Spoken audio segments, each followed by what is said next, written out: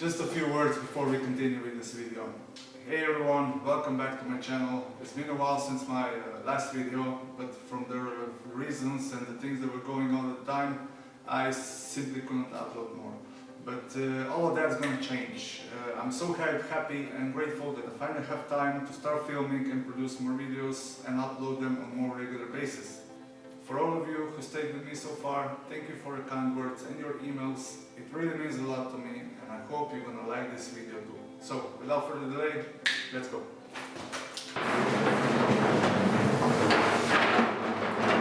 I had a bit of luck and I found some really nice walnut. Since I bought a whole log, I can select the pieces, and I decided to make a bookmatch table.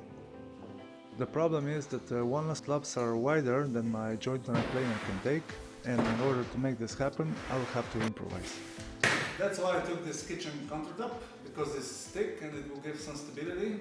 I'm gonna put my walnut boards up, fix them so they won't wobble, and then I'm gonna put it to the drum sander. This drum sander doesn't have a cutter head as a jointer has, but it works in a similar way. It needs one side flat as a reference, same as a planer. Well, with many passes through the machine, up and down, I have a one straight flat side, and now I'm going to flip it over and repeat the process.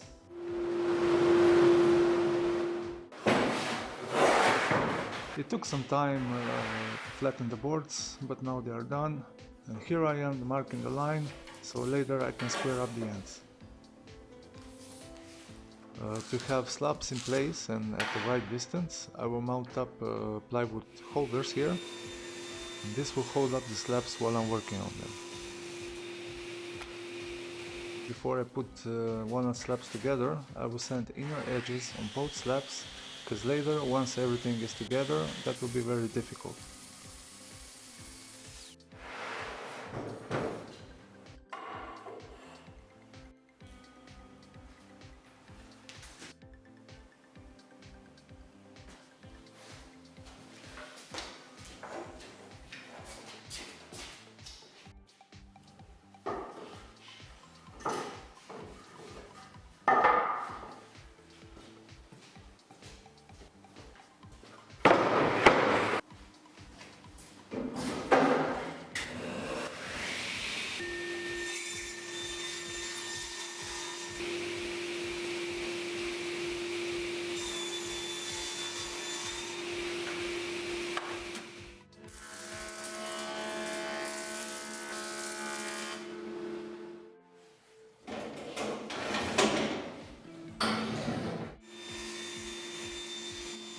I was ripping this maple when suddenly I had very strong squeeze. This is not that uncommon and it can be really dangerous. The worst thing that you can do is to run away from it. You can see how I wedge pull stick under it so it doesn't hit down if the blade catches it again. I turn the saw off and then I remove it. Most of the times this happens because there's too much tension in the wood. This is very typical for vacuum dried wood because it dries very quickly and the tension builds up.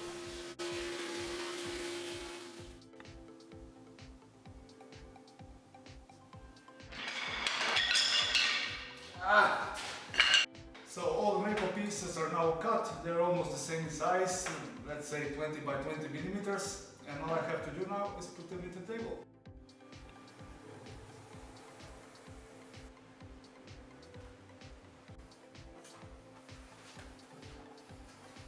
The line that I'm drawing, it will be my reference to mark all the maple pieces once I put them on the table.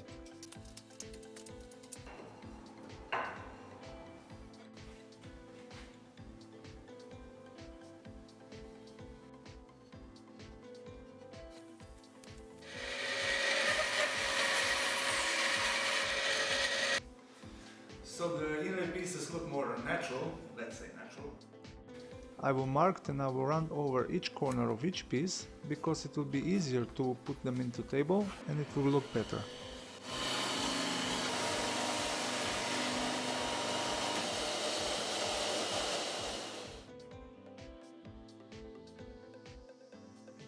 Because there's almost 60 pieces, I made sure that each piece is marked so it can be put back on the same spot.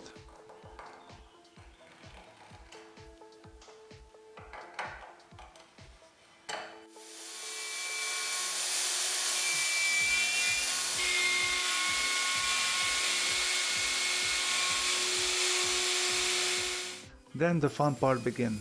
I route out every slot with the router, freehand. Since I round over every piece before, now I can finish everything with the router. Well, it looks boring, but trust me, I was bored the most. To finish everything, it took me around 4 hours. And I was already happy that it's finally over, until I realized that I made a mistake. Do you see it? Well, this slot here is going in opposite direction. Luckily, I found this before I put the maple in.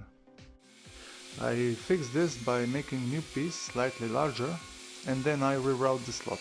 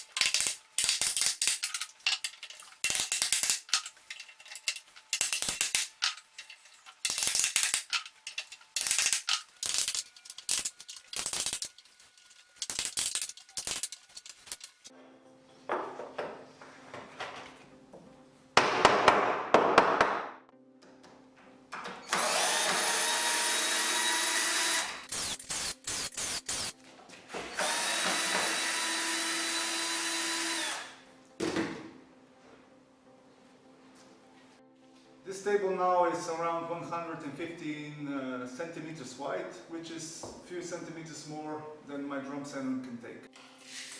In order to go into the drum sander, I measured 110 centimeters and draw the line.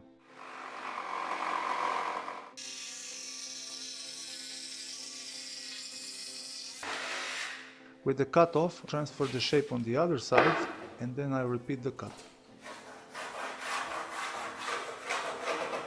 This way, without complications, both sides are mirroring each other.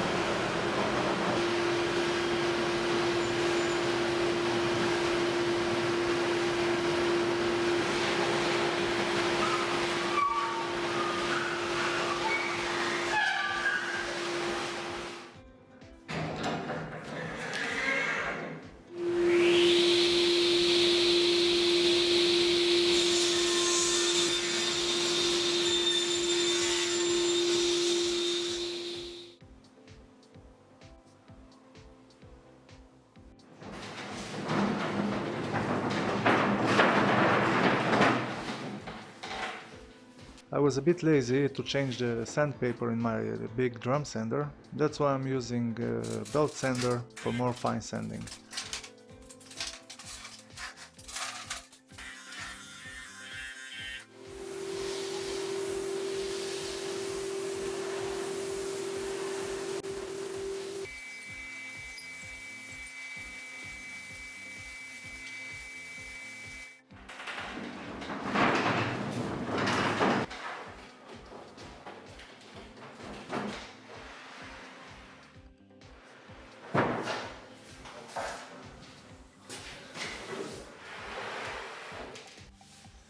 Before I'm moving forward with the table, I want to mention a few words regarding today glue that I'm using. I don't know if you remember, but some time ago in one of my earliest videos I mentioned that if I ever receive any kind of offers, I'll accept only those who can help my viewers and that I actually believe they are good. And I received many emails with business proposals and whatnot, for some reason mostly from Nigerian royalty and their vast quantities of gold abroad. Without joke aside, I was contacted by a company STARBOND. STARBOND is a company that specializes in CA glues, and in this video I'm gonna show you how to use it and why it's so good. I know every epoxy can be used for filling voids and cracks, but who has time for that when you have something better on hand? And all of that small voids and defects will be fixed in minutes instead of hours or days. This is one of the glues that STARBOND makes. It is brown and more liquid-like, so it penetrates really good into wood. Package includes a desired CA glue, activator, a detailed step-by-step guide, and other accessories. You simply pour it carefully into a void or desired place, spray a little bit of activator, wait a few seconds, add a bit more if necessary, and you're done. If you want to learn more about it, and if you are interested in this super glue, please visit the link in the video description and be sure to use a promo code Slovenian Woodworker to get a percentage off on your purchase.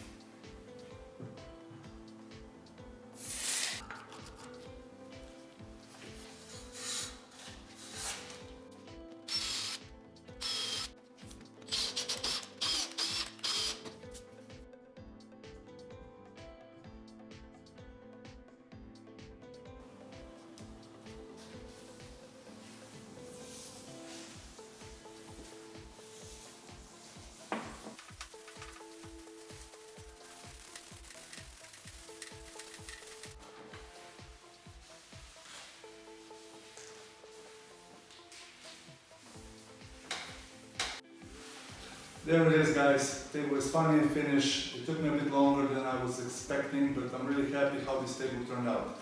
I especially love the contrast between maple and walnut. It goes together really well. Especially this walnut grain, and the color is absolutely amazing. So guys, tell me what you think about this project, what you like, what you didn't like, and how did you like this video. Thank you for stopping by, hit the like button, and as always, thank you for watching.